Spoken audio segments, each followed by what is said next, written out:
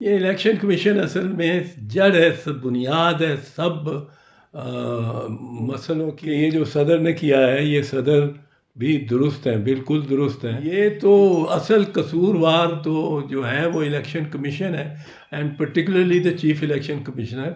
इनका मैं तो समझता हूँ ट्रायल होना चाहिए। के बगैर ये असेंबली, कौमी असेंबली, मुंतखब कौमी असेंबली नहीं है। कन्फ्रंट करना है हर एक जमात को, अपना दाया अमल देखना पड़ेगा। पर ये रहेगा इशू। और इसमें मैं ये जो सदर ने किया है, ये सदर भी दुरुस्त है, बिल्कुल दुरुस्त है। 21 दिन में जो मिलनी है उसने मिलना है। नेशनल असेंबली ने, कौमी असेंबली की जो तामीर होनी चाहिए या उसका दोबारा इजरा होना है, वो होना है 21 दिन में कौमी असेंबली का, national assembly as constituted under the constitution. एक आप ये नहीं कर सकते कि आधे मेंबरों को नोटिफाई कर दें और बाकियों को नोटिफाई ना करें, और आप कहें कि जी आधी असेंबली आ जाए। उस दौरान आप चीफ मिनिस्टर को भी इलेक्ट कर लें और गवर्नमेंट भी बना दें, और उसमें उसके बाद आप बाकी भी कोई तकर्रियाँ कर लें, स्पीकर भी इलेक्ट कर लें, आधी असेंबली इलेक्ट कर लें, बाकी आधी असेंबली बाहर बैठी रहे।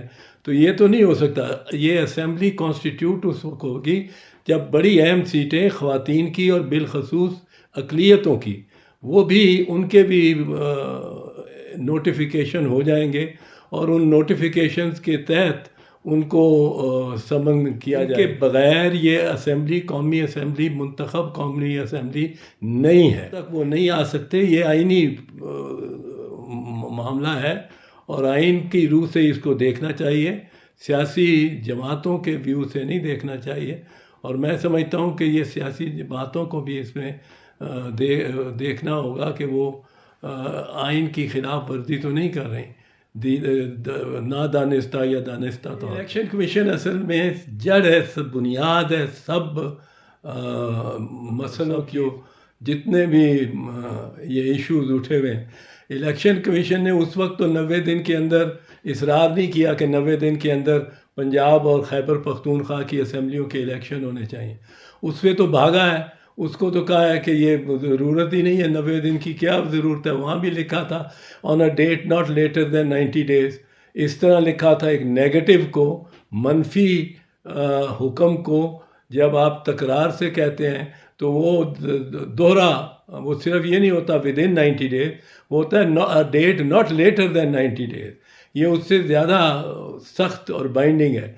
लेकिन उस वक्त उन्होंने कहा कि 90 डेज़ का कोई ताल्लुक ही नहीं है, और वो ले आए। पहले कहा 30 अप्रैल, फिर कहा, खुद ही अनाउंस कर दिया चीफ इलेक्शन कमिश्नर ने कि ये करेंगे हम 8 अक्टूबर को। आपको याद है 8 अक्टूबर की डेट इलेक्शन कमीशन ने अपॉइंट कर दी थी खुद ही अपने से, बगैर सदर को भी कॉन्फिडेंस में। ये तो असल कसूरवार तो जो है वो इलेक्शन कमीशन है, and particularly the chief election commissioner. इनका मैं तो समझता हूँ ट्रायल होना चाहिए। उन्होंने ये ना किया असेंबली को। ये देखे ना इनकी भी बदनीयती कि ये इन्होंने जो election to the chief minister Punjab की थी, उसके बाद हियरिंग रखी है। 26 तारीख को हियरिंग रखी है, इलेक्शन 25 तारीख को हो गया। अब 26 आज रखी हुई है, इन्होंने हियरिंग रखी थी। अब पता नहीं उनको कुछ क्या आया है फैसला, पर इन्होंने वो रखी। ये भी एक बदनीयती की बात है।